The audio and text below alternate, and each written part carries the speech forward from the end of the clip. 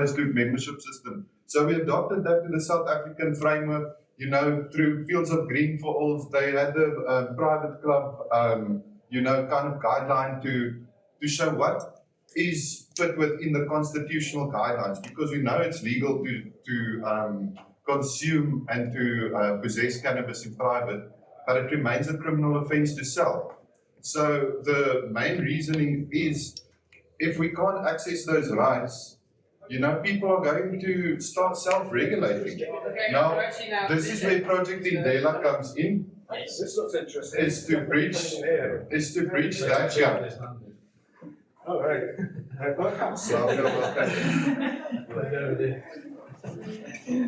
Let me have it here. Holy crap. Right. They gave us the wrong ball. I'm blocking the damage. The VIP area. I think we need to swap rooms next. They're going to just do the whole reverse. Yeah. Is the speech here? This is good. I think we will. Okay. Okay. Welcome everyone that joined us. For those that joined, I was explaining to them just the origins of our alliance. Firstly, to understand our mission, it's important to understand what SACCA is. SACCA is not a commercial entity, or it's not owned by any individual or corporate enterprise. It's an open source initiative that was created by clubs for clubs, with the primary purpose to ensure that when regulations come, that clubs are formally recognized within that legal framework, but more importantly, to use that as vehicles to empower legacy communities. Because whilst all these clubs are operating across the country, it's estimated that, that's why we need real data, because we can just suck it out of our thumb. But the biggest figure that I've heard is 12,000 clubs across the country. Now, whilst they're all benefiting, the same people that have carried this plant through decades of prohibition, the reason why we can celebrate this plant today, they're standing on the sidelines, and the only way, there's this medicinal, but you've got to pay millions to participate in that. So Project Indlela was born to address that gap through SACCA. We had multiple engagements, online webinars where we approached the various organizations such as Fields of Green for All and SACCA, Marijuana Board of South Africa, just in the effort so that we can create a unified voice through which we can approach government. Because we all work in our different little pockets, so through Project Indlela, we want to address that gap of how are we going to get these guys in? And the only way we can do that is if we start putting our expertise together, because I'm a media guy, Kobus is a software guy, Yolandi is a genius systems builder. He's building amazing co-ops in the Western Cape that's like, tying into the cannabis ecosystem. So we need to, through Project Indlela, this is how we want to do it. We want to position Project Indlela as a research sandbox so that we tell government, okay, to regulate the sector, you need evidence. We need evidence-led data so that we can inform government on what is the reality on the ground and how do we address this. So that's why we formalized our joint steering committee in the beginning of this year to introduce Kobus, because he's like a software specialist. He's got Afrimeter that does all the track and tracing.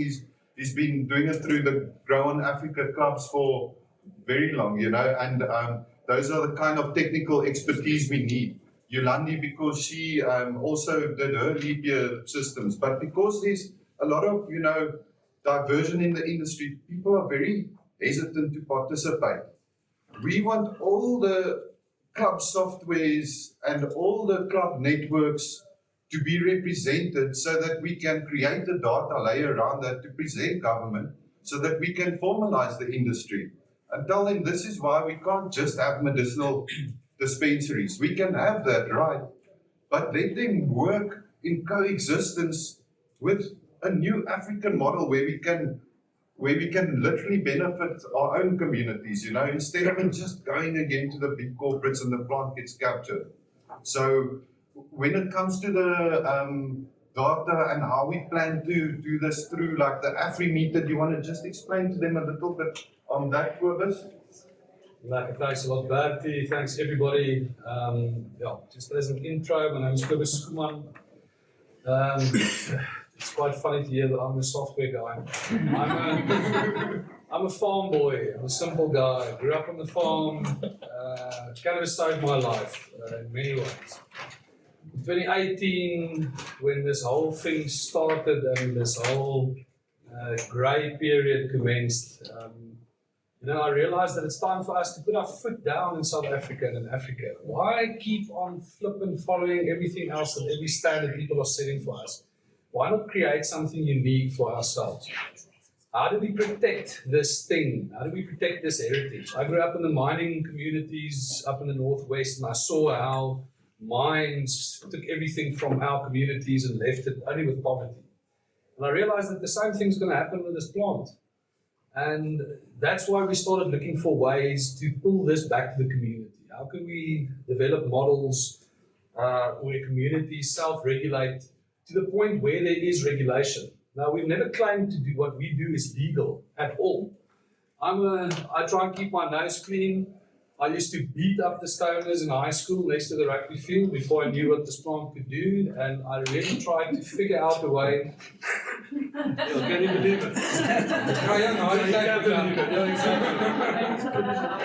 And in my early 20s, when I had my first one, I realized I only know I could have saved my parents so much stress in teenage years and myself and rehabs and all sorts of things.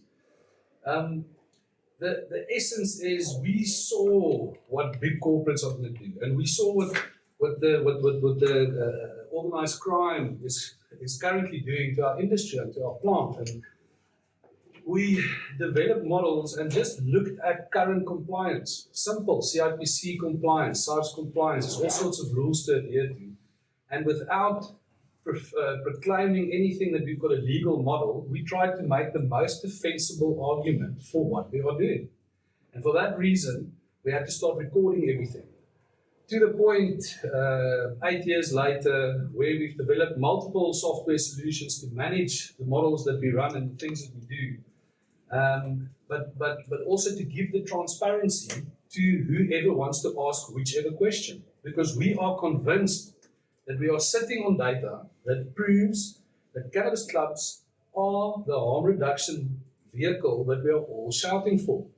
I mean, when these clubs started out, we had people driving to us in Oudtshoorn in December 2018 when we opened from all over the country to come and find out, how do you do it? What do you do? And it's all just been sharing since then. The issue that we experience now is that by merely calling yourself a club, you are now given the same label as I'm given, which is it's incredibly unfair towards us as a society. Now, why clubs? I've had a lot of flack in the industry for pushing so hard for the non-commercial model. The reason for the non-commercial model is merely that we've got compliance steps in place where non-commercial models can be held accountable. Like AGMs, like constitutions, like reporting to members, oversight by members of the community.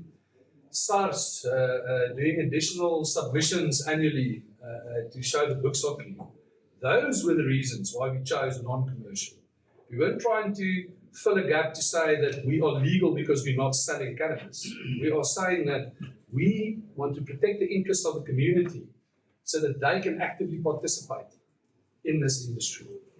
And I think I'm going to pause there so we can introduce the rest of the team, because that's how I met these beautiful people along the way. Because it's the people that everybody is complaining about or stating that they must get the benefit who are left further and further behind. And I'm sorry to say, but I'm in a lot of rooms like this and I see a lot of familiar faces and we have all of these conversations.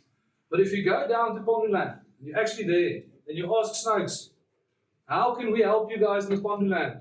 He will tell you, buy our ganja. Simple as that. Over to you, Snoux. Please intro there. Loving people, my name is Snoux Poswa, born in Sonwabile in Poswa. from the clan of the Ndlovu. Ndlovu is an elephant. So please forgive me if I step on anybody's. Like that, like I'm in a porcelain shop. Because the freedom of my people is so essential to us and it's so uncomplicated. It's so uncomplicated. I would like to know before I start, has anybody been to a funeral of somebody who was killed by our ganja? Please tell me, I want to say my soul, my command. Anybody who's been to a funeral of anybody killed by our ganja or somebody else's ganja? Anyone?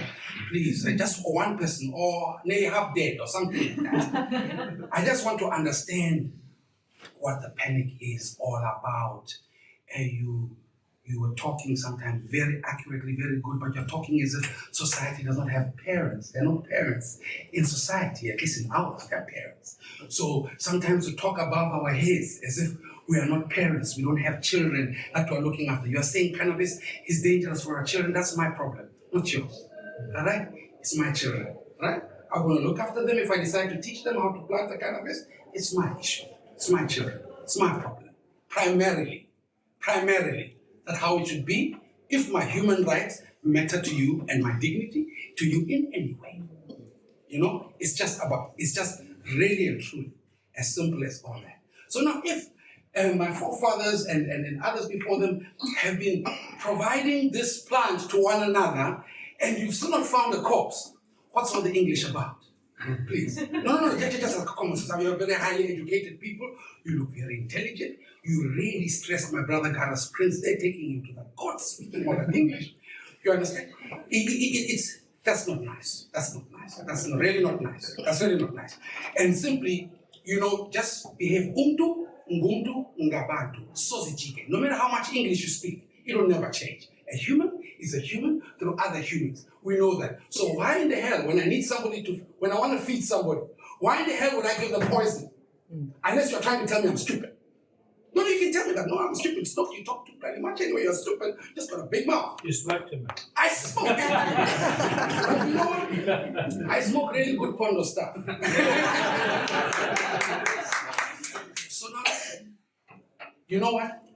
We really respect you. This is why we're prepared to accommodate dual frameworks who come to us as control documents, because we need to show from our side that we are prepared to integrate our indigenous knowledge systems with scientific, socio-economic based founded systems that will establish us to conquer the entire world. Because we know that it's not just about selling to my neighbor anymore. Now we're going to sell to the entire world, and to do that, our consumers have to come again. For them to come again, they have to be well protected. They have to have confidence in our products, in our standard operational procedures. They have to have confidence in our motivation, in our principles, in our ethics. They have to have confidence in that. Otherwise, how are they going to come back again?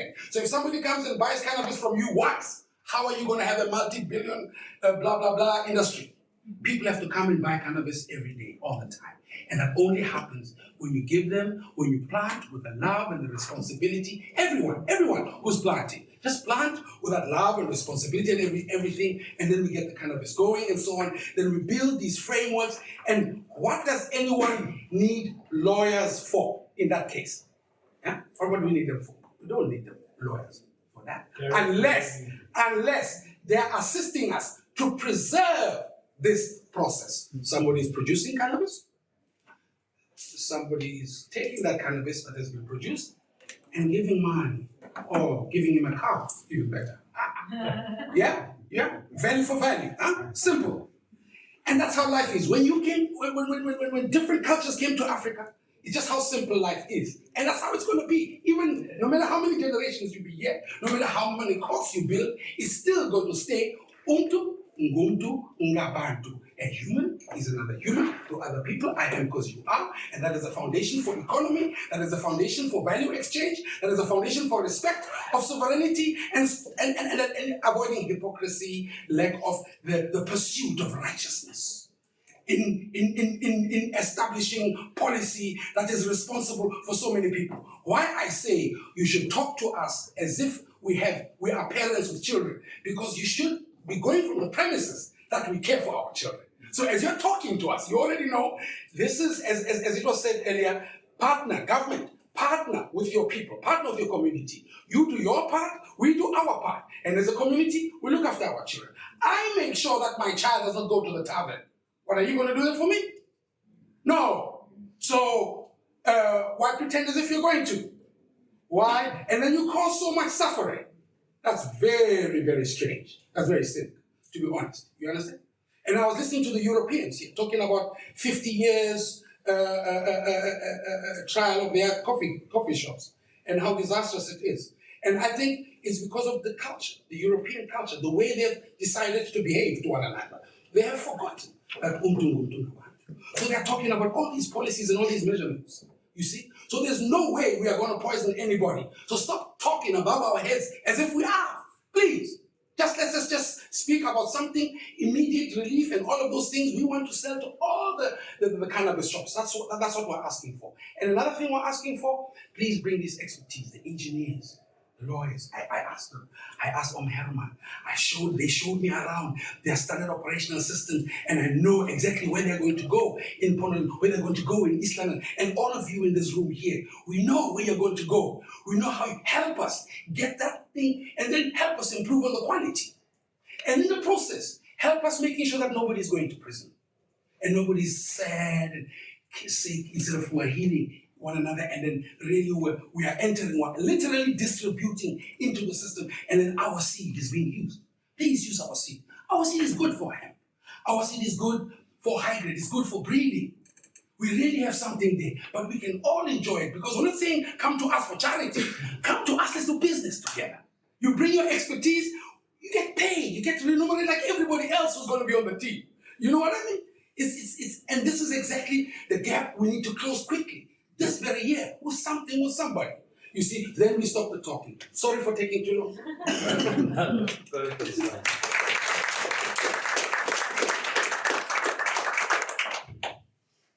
Anyway, want to pass over to Zainodean. Woman, I say Kaisko. Name I say Nanua. I know. For man, I say Kaitigo. And he was saying Nanua as well. So it's a binary system, because we are matriarch, not a patriarch. Okay. So what Korakwe Kahap is, firstly, let's start by Kora. Kora is speaking now. Okay. Kahap is the one that was the first, before there was cannabis, there was Taha that was prohibited. Yes. So it was our plant, the custodians, with Taha that named it millennials ago, that is now being prohibited. But as senior traditional leader, I went to the GMP farm. I took Tiffany, got the legalities, and then training evaluation.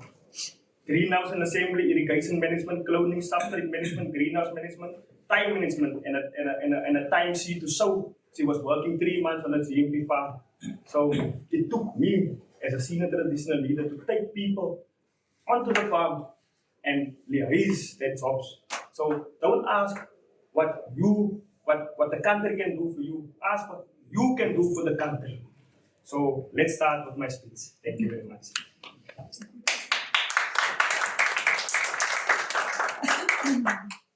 Senior traditional leader, which is now paramount of the Humcumqua Blue Downs, because I was coordinated with the bloodline senior Jeremiah Johannes of the Montgomery.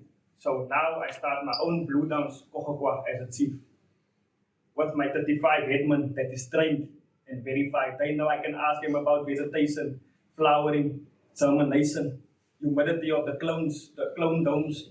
Can ask them to blast, but they were standing on the corner asking 2 rands. Today we're speaking like this. That is our Sabela. We're speaking plant language. We're speaking this GMP language that you want us to know and to prohibit us again, but you can't anymore because we know it. And then there's our QC tester as well. That guy went to university to do testing. He's our friend. So we don't need any of the governments or anything anymore. We are self-agriculture and self-restitution. So let's go. Director, Korakwe, Kahap, NPC. Good day to our fellow panelists, distinguished guests, government representatives, traditional leaders, community members, and everyone joining us here today. I am honored to stand alongside SACCA and Joint Steering Committee because Project Indlela represents far more than a cannabis policy discussion. It represents a pathway towards justice, restoration, economic inclusion, and dignity for the people who protected this plant throughout decades of prohibition. Like the elder standing there, he must have the first shot. Yeah. As soon as this place, we go home here, there must be donations and everything so that he can have a shop and the legalities of it. Because he was the one that was standing in court for it.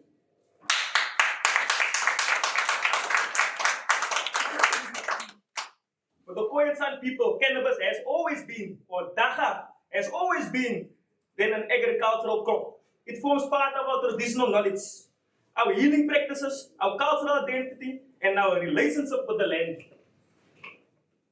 The long before cannabis became the subject of modern regulation, indigenous communities understood its value and safeguarded this knowledge from generation to generation. Yet today, many of those same communities remain among the poorest in South Africa. Our people continue to face unemployment, criminalization, economic exclusion, and very limited access to opportunities created by the emerging cannabis sector. Through Orakway Dagab, we are working to change that reality. Our vision is to restore dignity by creating opportunities through skill development, cooperative enterprises, youth empowerment, heritage preservation, sustainable agriculture, food security, and community-based economic development.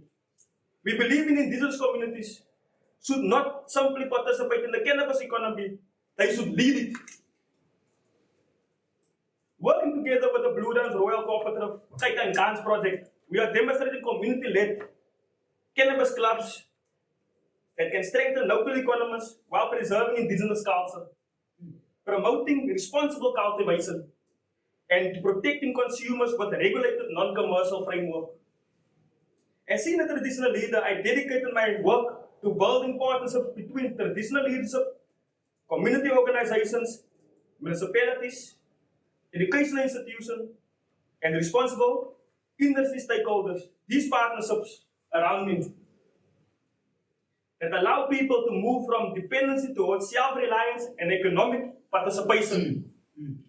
Our initiative focus on creating employment, developing cultivation and compliance skills, supporting community cooperatives, preserving indigenous knowledge, empowering youth and women, and ensuring that the value created by cannabis remains within the community and have cared for this plant for generations.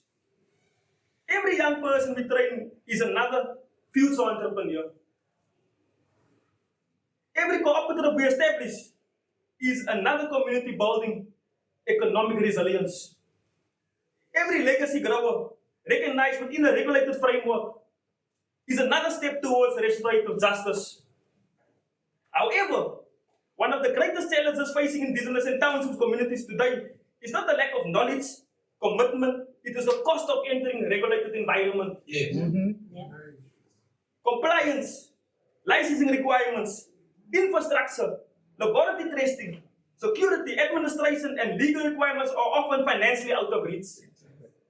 For grassroots communities at Snoux that taught the universities come to the field to see Khoi grow in his field. 1962 medicine's book, you can go see the Wits University was studying all indigenous communities, Mpondoland, everywhere. Then the communities could tell them what the leaf do, what the stalk do, what the bud do, and it's dangerous herbs that you won't even think of using. They now to process it. In 1962, go read the book. Legal requirements often financially reach for grassroots communities. Many traditional growers also have no land available for long-term lease or cultivation despite generations of farming knowledge.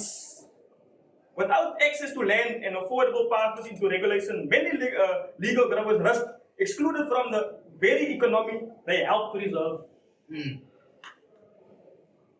Eddie was yesterday, they came with Roman Trocker. At least they saw his board certificate, they left him alone. Here's the video evidence, I can play it for you. I can play it for you. Therefore, call upon government, philanthropic organizations, responsible private partners, landowners, and social investors to work with community by supporting access to land, infrastructure, training, equipment, and community development initiatives. This is not a crest for charity. It is an investment into restorative justice. It is an investment into rebuilding communities that carry the burden of prohibition while protecting this indigenous knowledge. Meaningful participation does not mean offering indigenous community low-paying jobs in corporate firms. Meaningful participation means recognizing our traditional knowledge, our existence of growers, our community structures, and allowing us to be equal participants throughout the entire value chain. This is a rainbow nation. Yeah, man. Project Indlela provides a practical pathway towards achieving this vision. It creates an environment where cannabis clubs becomes centers for education, research, compliance, harm reduction, consumer safety, and community development, rather than simply commercial businesses. When local communities are trusted, supported, and properly regulated, they become strongest custodians of quality and accountability, consumer protection, and responsible cultivation. Through Oracle Kakap, we remain committed to restoring dignity, employment, etc. Our dream is a South African where regulation protects constitutional rights, respects indigenous heritage, creates opportunities for legacy growers, strengthens township and rural economies, and allows communities to become active partners in building a sustainable sector. As traditional leaders, we are not asking for special treatment. We are asking for recognition, partnership, fairness, and opportunity to contribute knowledge our ancestors entrusted in us and in you. Together with SACCA, Project Indlela, traditional leaders, community organizations, government researchers, responsible and the industry partners, we can build a cannabis framework that honors our past while creating prosperity for future generations. Let us ensure that when South Africa writes the next chapter of cannabis regulation, it is written with the voices of indigenous people, the legacy growers, and local communities at its heart. So bind us together with love. Yeah, man.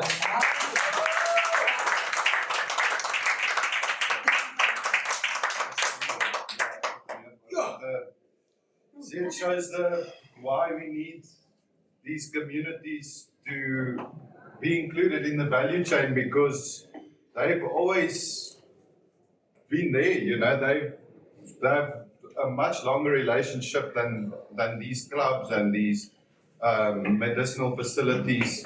They've got a much longer relationship with the plant. It's part of the heritage. And it goes bigger than that, you know. If we can just create legal pathways, and you know, now we're all talking, we're aware of the what we want, but what is the plan? Like, how are we gonna get there? Project Indlela, which means the way. Remember, this is the four of us. We need each other to figure it out. We need our legal experts, you know, we need our academics, so that we can, because we're all working towards the same cause, you know. I can't go on ChatGPT and solve all the issues, you know. This is my first time in a university. I've documented many clubs, and I've seen all around, and it's a universal thing. And you know, it stems here in Africa, but the same principle applies to the rest of the world. Why should we restrict people access to a plant? You know, and when we start looking at solutions, like we've got basic, you know, desired outcomes that we want, which are all known by now. For example, the first thing that we need is a moratorium on arrests. You know, Zaino told me he brought the guy here. He got arrested, or not, sorry, he didn't get arrested yesterday. Yesterday they had a massive raid, and they were even like army vehicles and stuff. And then he showed him a Mbosa dealer certificate, and he was like, Okay, Not a dealer, it was just a participation certificate that we got in 2024 and the cops told him we must update it. now I don't know about new certificates now either. see we also signed up as a Western Cape representative of Mbosa, and then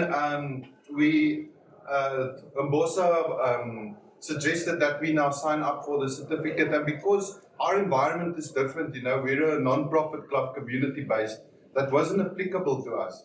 But that's why we need data to see what solutions do work. Well, what's the terminology? Are we going to call it a micro club? Are we going to call it a dealership license or whatever? But we need the thing is we need the barriers to entry are too high. With the current regulatory framework, we need to make it accessible to our communities, and that's why, as coming from a club network, our mandate is to serve the community, and that's why we reach out to the nearest marginalized communities, because we can't benefit alone as clubs and then everyone else gets excluded. So our solution, what we are suggesting is, let's do a survey and do a map of all the clubs, and see, here's your community-based clubs, here's your Section 21 clubs,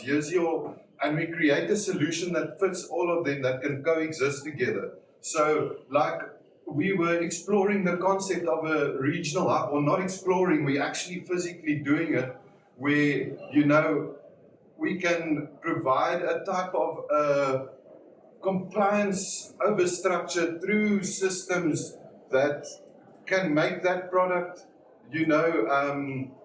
legally viable through a club network that you can distribute. Now, if we can take that vast network of clubs and we can get a type of a national stockpile or whatever, where we can get the community's cannabis into these shops. We don't have to regulate it like synthetic pills.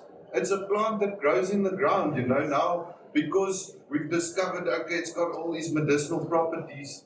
Now the very same people that have prohibited cannabis, now they want to claim the plant, and now all of a sudden it's medicinal. It can only go through doctors and through, there should absolutely be a place for medicinal cannabis, 100%. But if you look at majority of the so-called Section 21 dispensaries, I would say majority, let's thumbs up, 95% of their consumers are there for recreational. So as Myrtle always says, we shouldn't lie to get high. And that's why our solution at the moment is, Kobus has built us this beautiful Afrimeter platform, and we've developed some surveys of, we want to get clubs that, we've got a standard set code of compliance. If you agree with these rules, the basic non-commercial principles, then you participate in this research sandbox. And when you participate, you now provide anonymized data so that we can do that mapping.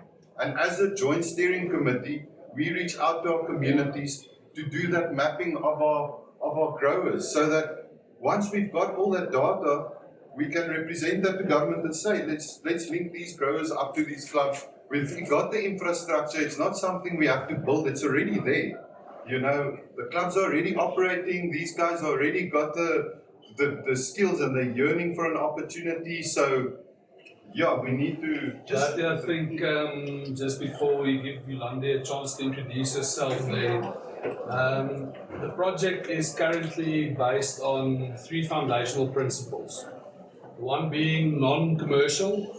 The reason for that being, as earlier stated, there are more compliance measures for us to adhere to, and we are reporting back to our communities. So, sorry, before you go, yes. What do you mean by non-commercial? Okay, 100%. So the clubs are, in this case, either registered non-profit companies or operating as an MPO with a PBO, with a public benefit number. But minimum requirement is a registered non-commercial entity. So second compliance measure there is that the bank account is in that same company's name, so just the checks and balances. to tick the first box of non-commercial. The second one is responsible, safe supply follows responsible demand. So everybody has gone and developed models. There's multiple people here that have their own club groups, their own systems, everything like that, and have their own ways to determine supply and demand. We are trying in SACCA to have a bit of a broader overview for us all to see what the national supply and demand is, because I think there's a massive gap and it's easier to connect our legacy growers with the market. The safe side of the supply is then tested. We test everything for heavy metals, solvents, making sure it's safe. Recommended THC, potency and flavonoid testing, but minimum requirement of heavy metals and solvents in the case of extracts. Then the third foundational principle is restricted access. So again, simple compliance measures, making sure there is a property that is a private property, not a public nuisance, and that's basically the three foundational principles. So I think with Yolandi introducing herself, she can maybe talk about the practical things of those systems and how what data is collected. Before I hand over to you, can I just answer these questions on like why non-commercial, like how the non-commercial thing is set up? Just to now pull it down to our club, what we do. The club is registered as an NPC and it's got various service providers that link into that. It functions similarly to a co-op. So for example, the cultivator has got his own separate registered business. The clubhouse management has got their own separate registered business.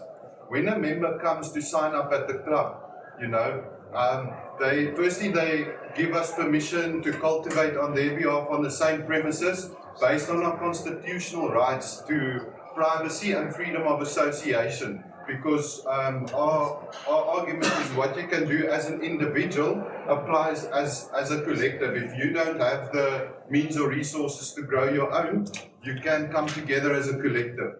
So the second thing that you agree to is to reimburse us for the plant management fees, which just basically means you're paying us for the services and not for the plant. And now those services get distributed in our constitution according to a certain percentage table. So the cultivator gets this percentage, the processor gets that percentage, and they all split the pool evenly. That's now like our one model of how the non-profit is set up. And I don't know if you wanna go further into like systems and all that, you know. Hi guys. If everyone doesn't know me, my name is Yolandi, recently Montgomery. I'm actually thought these guys are talking so much, I'm just here to make it done look cute. So I don't have the legal lingo that you guys have. I'm the one on the ground. I'm the one working the clubs. I'm the one creating the systems. I'm the one checking where the gaps are. I'm the one checking where the butt tender steals. I'm the one checking where the grower is giving an extra 100 grand to a cowboy club instead of letting it go through your traceability systems. So all of us know that there's a lot of cannabis models. We've tried. Kobus has tried. Well, he has done. He's got Grow in Africa. I've tried Joint Venture Collective, and we all know how that ended.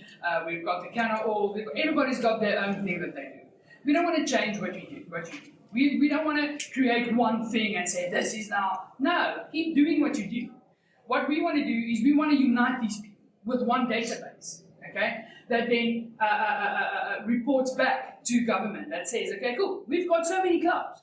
We've got so many people consuming recreational cannabis. We've got so many growers. We've got, not, this is their address, this is where they're going to be.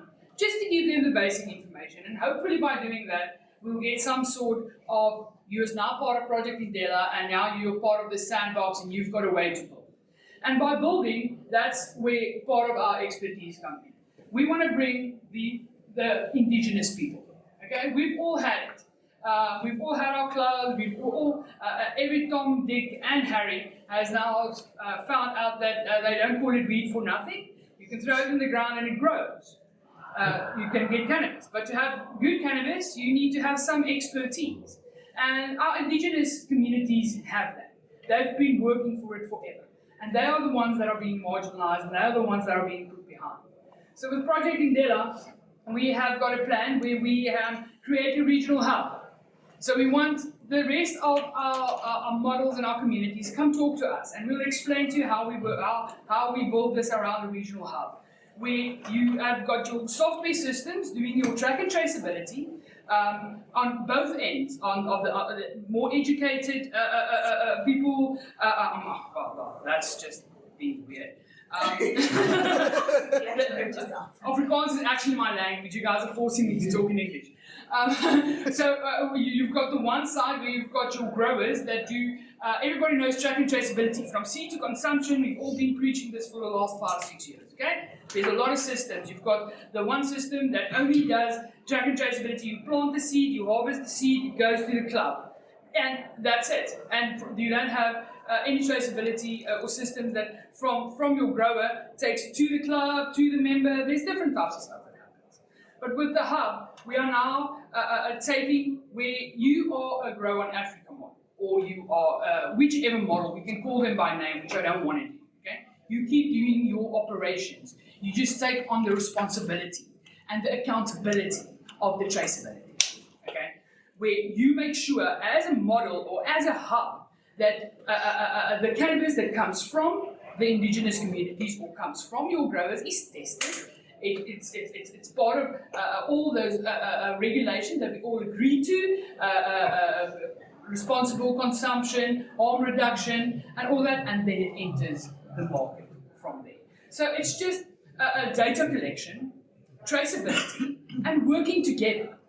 We must just come talk and let's open up this conversation and let's see how you can be part of Project Indlela, how you can be part of Project Indlela, how the clubs that are currently operating as cowboys can be part of Project Indlela and try and get some form of traceability and some form of legality, some form of accountability and education to their members.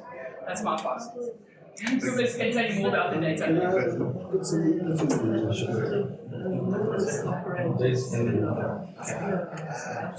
We're going to start with Myrtle. Okay, sorry.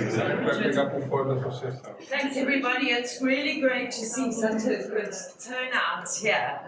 I'm just going to put the spanner in the works, as Bertie knows I always do that. He's used to it by now. I think, first of all, that unity amongst us 20 million South Africans is a bit of a myth.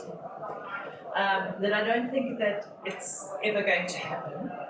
And I think that what is stopping this happening is a particular human trait where everybody wants to be the umbrella organization.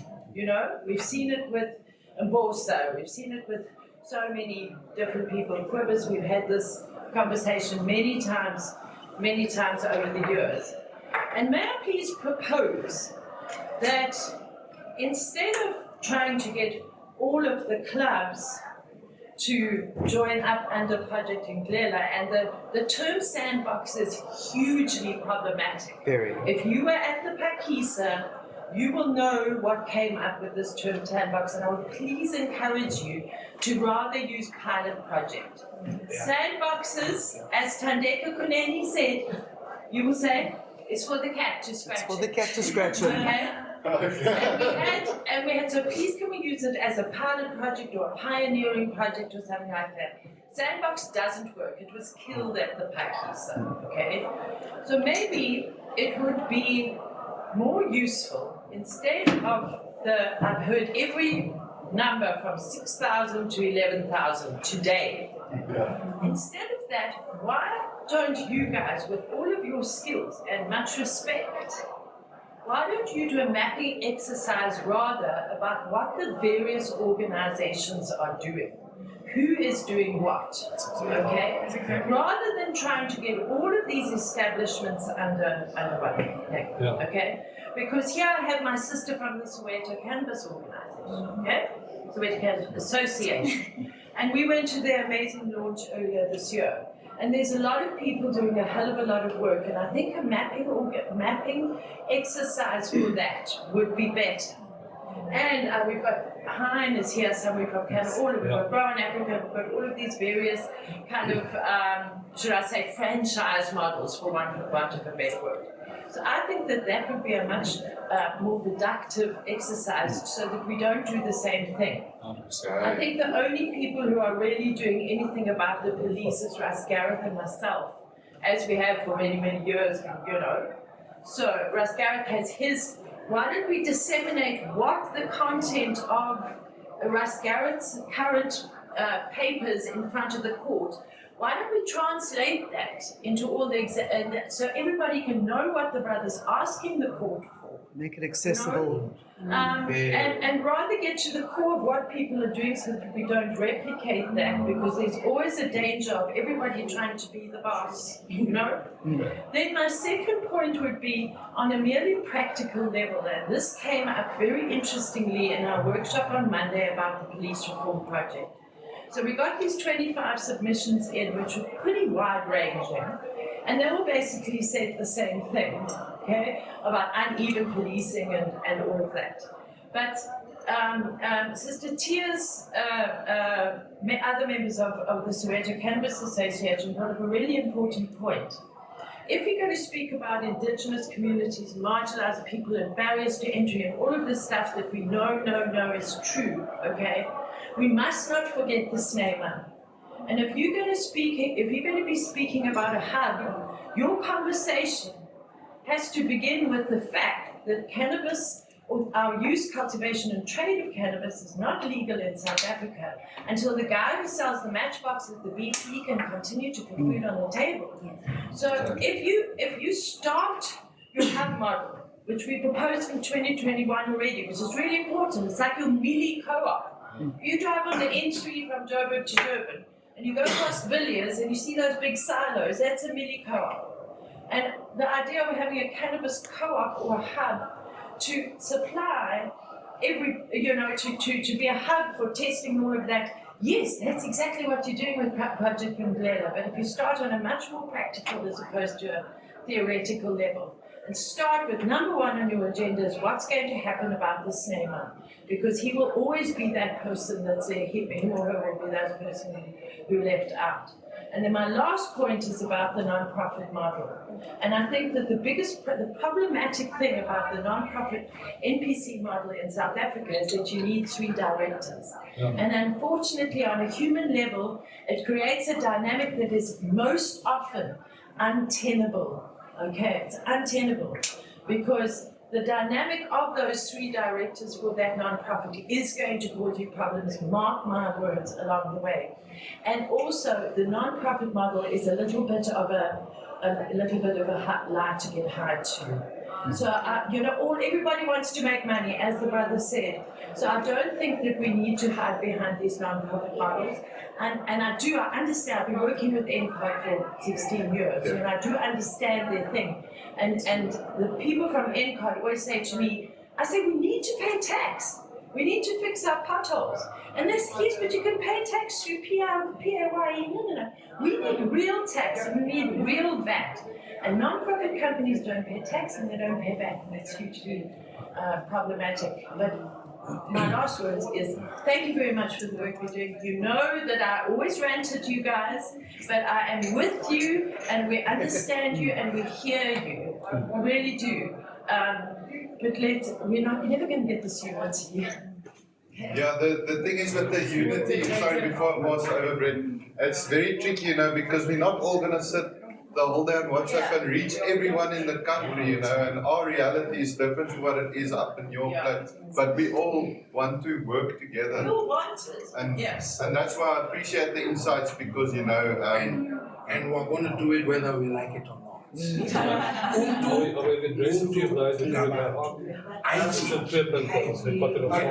have to.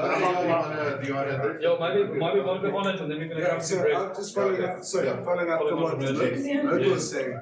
I also think that in terms of reframing the whole narrative, we must get away from the non-commercial kind of acronym, all that, because at the base of it, everybody wants to make money. It's a commercial enterprise, and we only kowtowing to the Private Purposes Act and all that sort of stuff. If that's going to be scrapped, we should be proudly owning the fact that we are creating a new kind of commerce, and it's traditionally based, but that we're not lying to get to make sales. And I think one of the first starting points is to say, right, every private club that's got some form of track and traceability, like us up in Hoedspruit, we've got track and traceability. We must be able to sell our weed to you guys, and you guys must be able to sell your growers' weed to us. Never mind anything else that's going on. There's 750 grams to be transported at a time. We can start, find out all the clubs who have got that track and trace system with their own growers, and then let's just connect on. Everybody just connects on, and then suddenly, the commerce is starting to flow freely. We're selling Snoux and stuff in Hoedspruit. We've got Zainodean stuff. We're selling our stuff down here, but we're saying we are selling. We're buying, we're selling. Can I just answer before I give Please give him first. I just need to answer before that. You see, the problem with commercial is that we need land lease, and we are on Knopfstraat. We took that kraal, you understand, it's a rural area, which was a Khoisan community, but obviously because of prohibition and whatever the case, what happened there, people were removed, but the people is back there now, but they don't have any lease to show that this is their land, or they are just farming, and you understand, I got chickens there, I got quails there, but why the non-profit helps is that I can know that land and I can do my self-regulation. The people around the kraal can now gather in my office on the kraal. I have my jar on there where I say this is for a tractor. So this is the reason why you use non-profit community to build community and kraal. So I can understand, but the sale of the weed is commercial.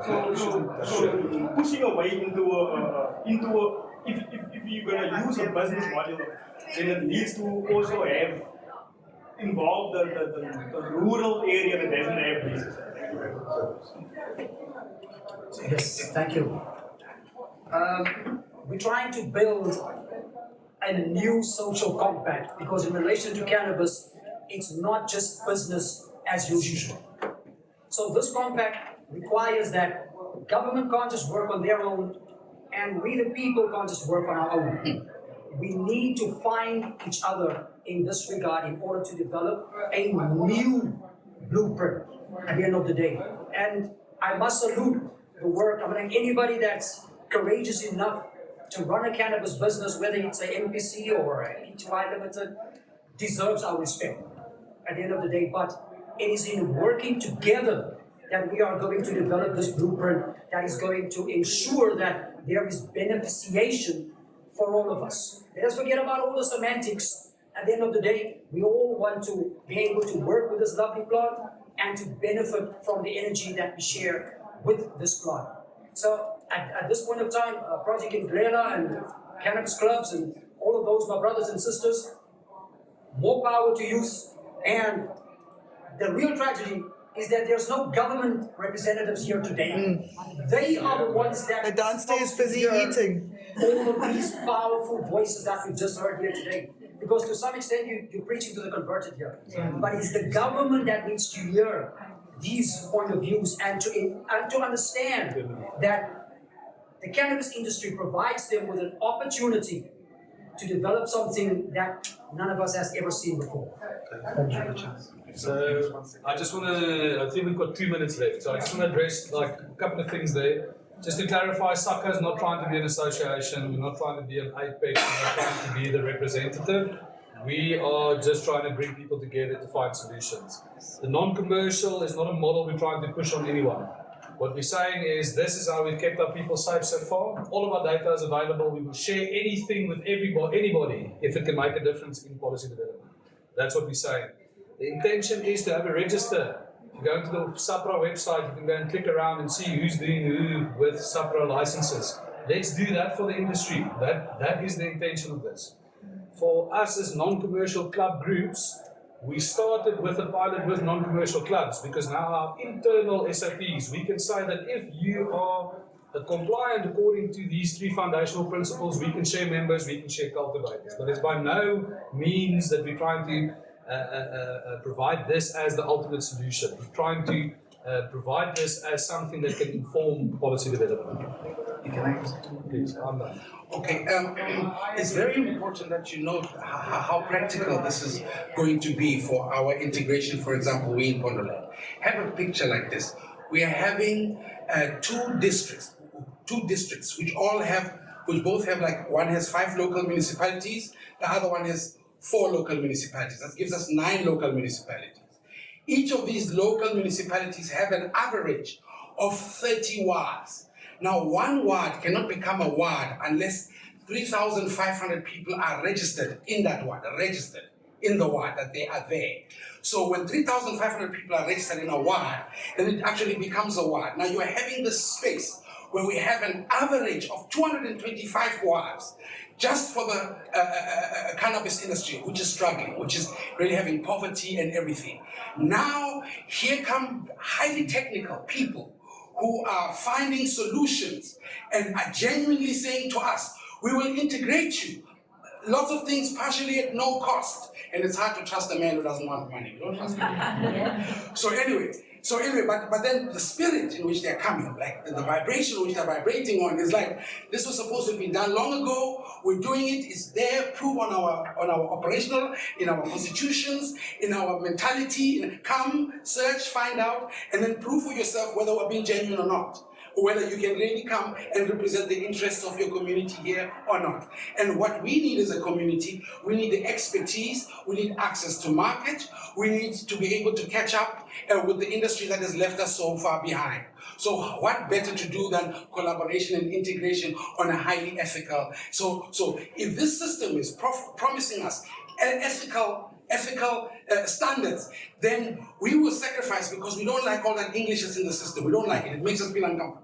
But we will stomach it because we really want what we're doing to be built on very good values, because people have struggled hard to bring us where we are. Unfortunately, we've out of time.